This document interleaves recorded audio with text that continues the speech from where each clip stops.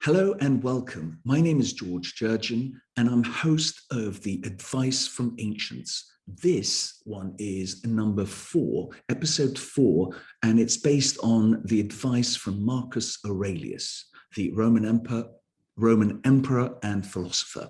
So without any further ado, let's crack on straight away with this. And let me share screen with you, and we will go straight to the slides, which are right here, and we will go to, oops, hang on, to play. So the book that Marcus Aurelius wrote was called The Meditations, or just Meditations. And he was an amazing emperor in the sense that he was considered to be a wise emperor. He wasn't just self-centered, and it wasn't just all about him. He had a sense of mission, a sense of purpose, and yet at the same time, there was a side to him that was a philosopher king. And that's why it's so important to share this with you. And so without further ado, I'll go into the next slide is, who was Marcus Aurelius? Well, he was born in 121 AD, this is post-Christ, and died in 180 AD. He was a Roman emperor, a philosopher, and author of meditations. And last but not least, Machiavelli, the man who wrote The Prince, who understood about power and politics, said this about him, that he was the last of the 5 good emperors. No mean accolade. Now, I'd like to start straight away with the lessons of Marcus Aurelius. And one of the things that he picks up very quickly, and something that's very close to my heart, is about being grateful for our blessings. Hugely important. In book 1 of his meditations, he talks about, he thanks all the people who shaped him in his life from beginning to end. And I think that's a massive tribute for a soul. He does not give thanks for his immense position, power, and wealth. Now, I find that interesting, and I'm sure psychologists will look at this and wonder, why he didn't. Did he just take it for granted? It seems a man of his intellect would hardly take something like that for granted. I think his thing was that it doesn't matter where your position in life is, what power you have, or what wealth you have. It's the kind of life you live. So that's the message I take from him, because a man of his intellect wouldn't be a self-deceiver, if that makes sense. And lastly, this was a private notebook. He had no intention of sharing this with the world and with the ages to come. He actually ordered it to be burnt on his death, but it wasn't, thankfully. So lesson number 2 is the present moment is all we have. Now, this man spoke these words 2,000 years ago. We have gurus around us today talking about living in the present moment. And just kicking off with Eckhart Tolle, who talks about now, the present moment is all we have. The past and future are not ours. And in fact, in the past, we were in the present moment at that time. So thinking about it now and trying to change things is kind of madness. But the human condition is such that we do look to past memories. And so this is important. It's about getting yourself out of your head, getting yourself out of your way, and living in the present moment. Now, it's interesting. He says you can't lose either the past or the future because you don't have it. It's so true. The past is gone. Whatever actions we took in the moment. We made mistakes or we didn't, whatever, doesn't matter. It's all part and parcel of our journey, of our learning. And the future, well, of course, we need to plan for the future, but then we can't live in the future. We've got to live in the present moment. So we take a piece of time and plan for the future, but we don't stay in that place. And of course, the question is, how can you lose what you don't have? The past is gone, you don't have it, and the future is not ours, so you still can't have it. So, and the present is all you can give up. So we can spend the present moment thinking about the past and, if you like, weeping over our mistakes of the past, or whatever it is that we want to do with the past.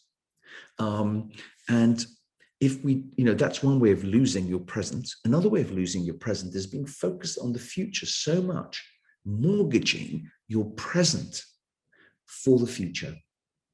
That's a terrible, terrible mistake to make. And, I, for one, used to do that, no longer. So the present moment is all we have. It's these small moments that the Japanese call ikigai. It's our purpose in the present moment. What is it that, we do? What is it that we love? Whether it's family, grandchildren, whatever it is, it's about savoring the moment.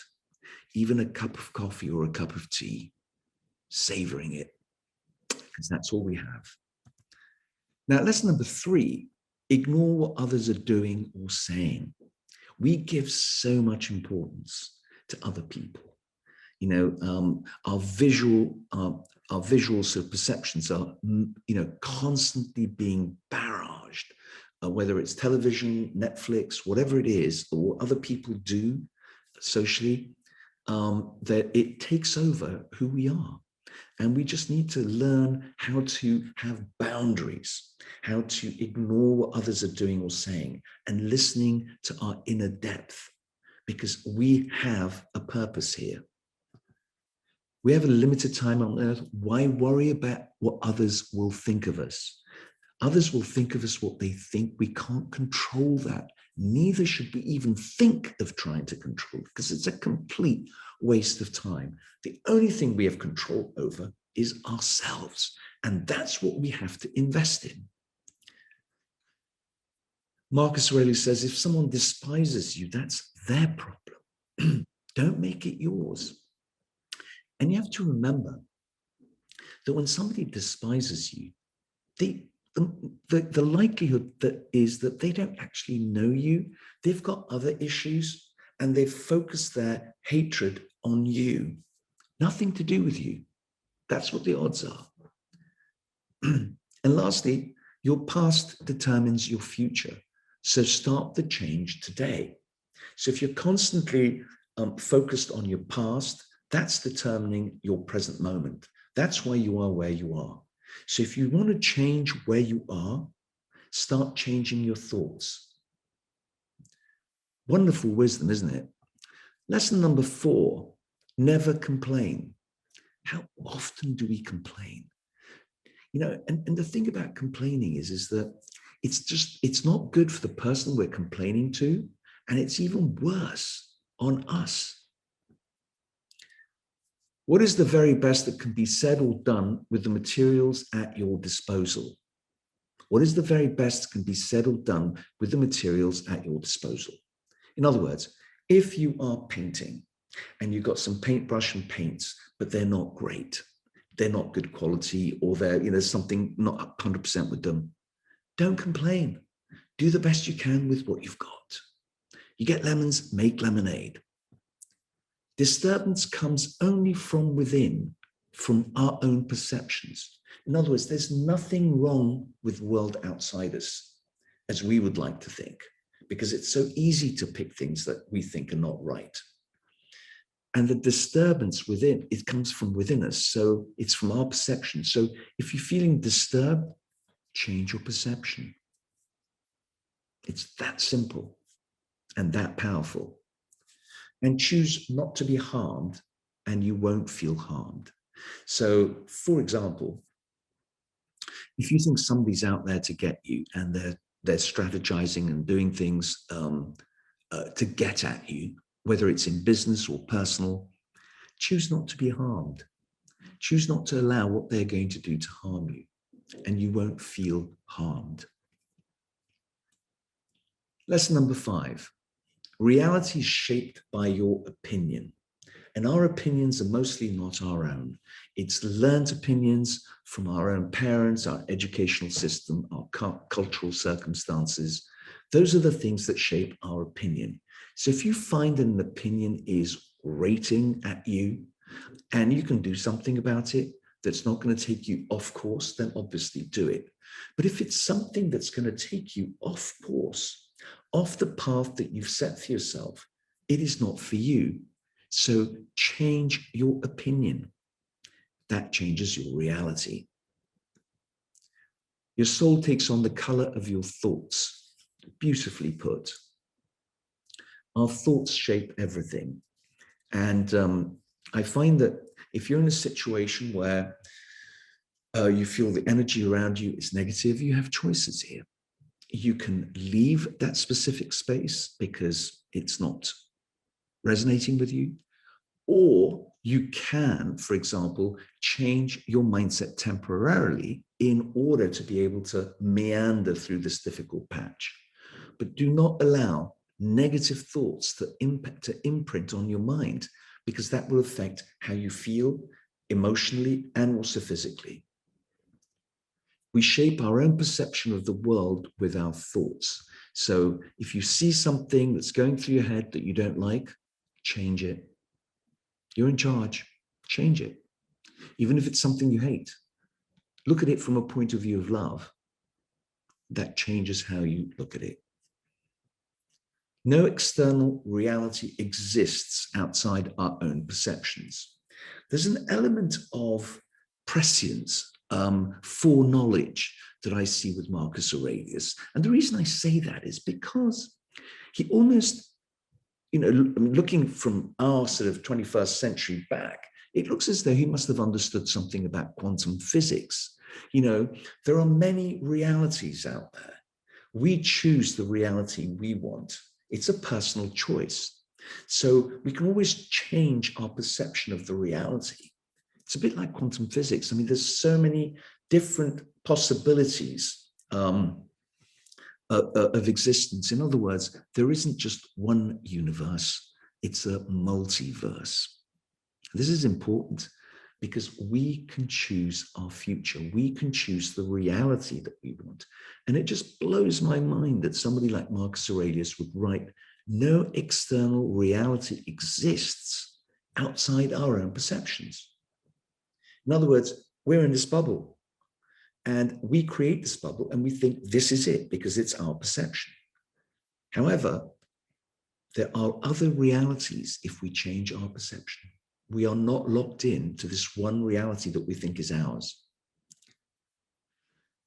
Richard Harris as Marcus Aurelius in the film Gladiator, if you recall, for those of you who've seen the film, I've seen it at least 10 times. I think it's an absolute classic. Russell Crowe as General Maximus. And a lot of the sayings of Russell Crowe when he's as Maximus are actually taken out of the book of the Meditations in terms of the philosophy of his existence. He was very, in the film, which is obviously a work of fiction, Maximus is a disciple of the emperor. He completely follows the emperor's philosophy and understanding, and he lives that way. And in fact, his story is very much like that in the film, The Gladiator.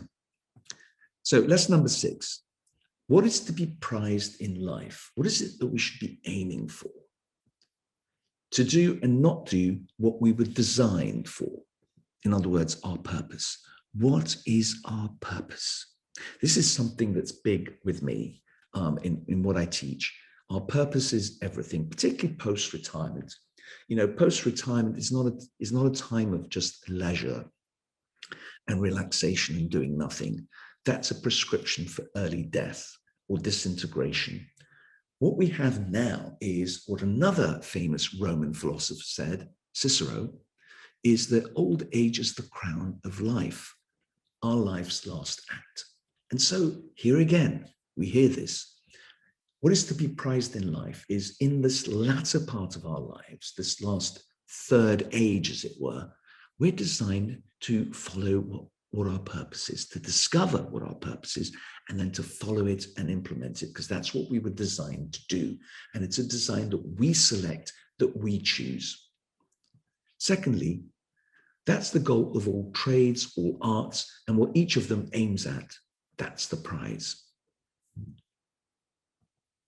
And if you can't stop prizing other vain things, then you'll never be free. So here's the point. Do you want to be slave to other people's ideas and things, or do you want to create your own and become a master at your own? This is, in a sense, what the Japanese do when they talk about ikigai. It's about what comes naturally to you, what you love to do, and in that way, you will live a long time and in a healthy way. Lesson number 7: do less. Oh my God. This is something that I strive to do because I struggle with this. I'm an active person. I like doing things, and I tend to overdo things. And I have difficulty in saying no. But this is my sort of area that I need to focus on and work harder at. No one is perfect after all, right? So do less. This is something I need to tell myself every single day. We are happiest when we do a few things, but do them well. And particularly in my work, I try to do a lot of things so that I'm not having to rely on other people, because I like to do things myself. I like to be to work on my own, but to work in a team too. And so I need to delegate and get other people to do things. What is it that you struggle with? That's what you need to think about. Better still, limit them strictly to doing only what is essential. And again, it's about focusing on what you do best. What you bring the biggest value in, that's what you need to be doing. And you farm out the rest. You subcontract the rest of the work that you don't particularly like doing, or you don't want to do, to other people, and for which you pay them. If you seek tranquility, do less, or more accurately, do what's essential.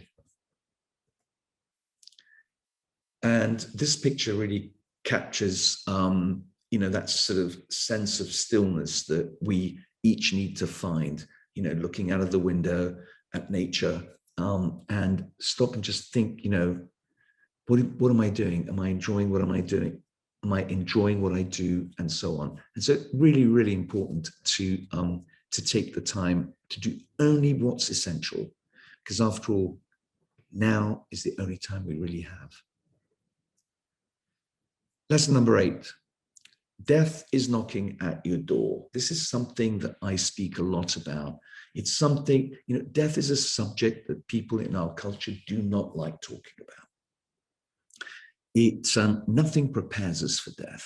Our entire culture and society is sanitized so that we see as the least possible death as possible, which is really wrong, because to have life, to enjoy life to the full, one needs to appreciate that death is only around the corner. And that's when we realize all the things that we shouldn't be doing and focusing on the things that we love to do and want to do. And only death, or knowledge of death, or recognition that death is around the corner, will wake us up to that. Reminding ourselves of death gives us focus. Imagine that you've died today. Henceforth, you're on extra time. Interestingly, this is something that I picked up after my near-death experience back in 2007, when I realized that, I was told that I was going to die within 6 months. And for 3 weeks, I believed that until the subsequent tests revealed otherwise. But the point is, for 3 weeks, I thought that was it. My time was up, over. And when I got the information that when the oncologist said to me that, my bone tumor was benign, thankfully, that, I would live, but it would take 6 months for me to recuperate, learn how to walk again. I recognized from that point forward, from that March 2007, after the operation, that I was on bonus time. And I have been on bonus time ever since. And that's what makes you very sharp about what's important in your life, what you need to keep, and what you need to let go of. When I go to sleep, I accept I may not rise. When I wake up, I say it's amazing to be alive. Well, as a Roman emperor who had to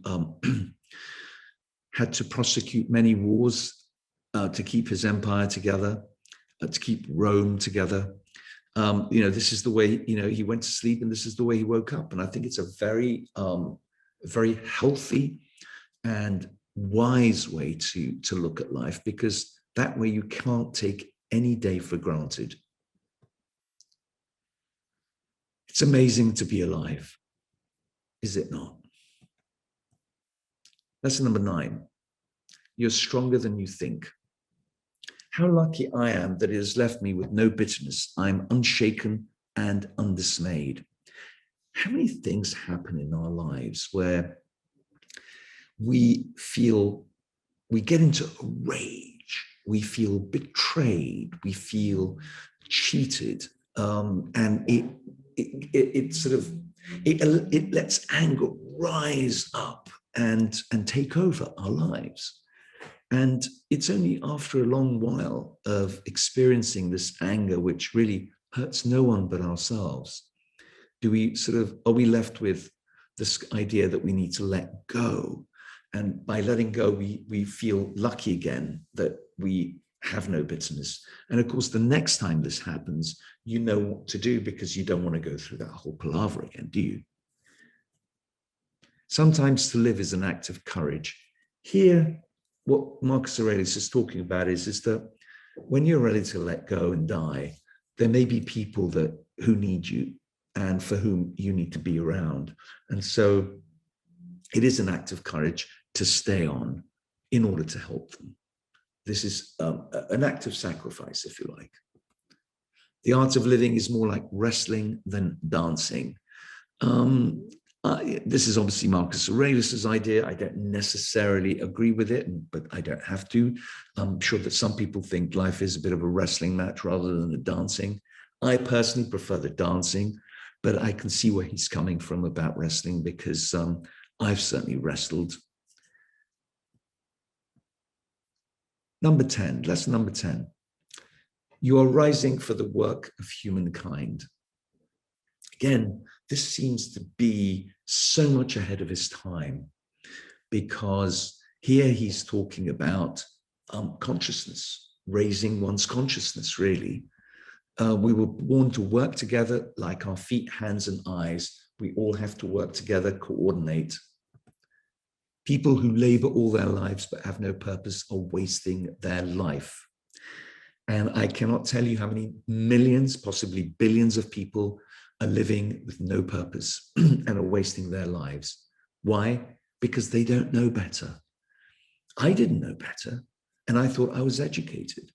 Well, to a point, but certainly not educated in the true sense of education of life. A man's true delight is to do the things he was made for. We were born to work together. I think in the pandemic, COVID, we've learned more about working together online than physically, but we are connected from the minute we're born. We seek deep connection. You can live happily anywhere. Well, that's a nice mantra today with the internet and Wi-Fi globally. Nothing is different here from what it would be up in the hills or down by the sea. In other words, we all tend to imagine when I have my beach house or when I have my lodge in the mountains, it's not that. You've got to be happy wherever you are. Easier said than done, but that's about living in the present moment. The world is nothing but change. Our life is only perception. The people who love what they do would rather stop eating than give up practicing their art. Let me give you an example. Have you ever noticed when you've done something you really love to do, you lose all sense of time? And you forget about eating. You forget about going to the bathroom or drinking water. It's because you are so involved in what you're doing and you so love what you do that you lose all sense of time. That's what this is about. Lesson number 12, help the common good. Avoid all actions that are haphazard or purposeless. In other words, think before you do something. Don't just emote. Let every action aim solely at the common good. Once you've done a man a service, what more would you have? Does the eye demand a reward for seeing? In other words, this is in a way similar to the Hindu thing of, when you help somebody, don't expect thanks. It's the doing that gives you the reward. The thanks is just the cherry on the cake. If it comes, it comes. If it doesn't, don't look for it. Don't seek it. It's the joy is in the giving. And last words from Marcus Aurelius is this: it's not death that a man should fear, but he should fear never beginning to live. This is so powerful. It's not death that a man should fear, but he should fear never beginning to live. That brings us to the end of this slide share. I will, let me just take this off. So I just want to say thank you for listening to this. I hope you've taken something away. And it's about living your life with purpose. Again, advice from the ancients, Marcus Aurelius, some deep thoughts from the Meditations with regards to how we live our life, how we should be living in the present moment. And so I encourage you to live in the present moment from now on, because that's where the power is, that's where the joy is. And until we meet again, thank you and goodbye.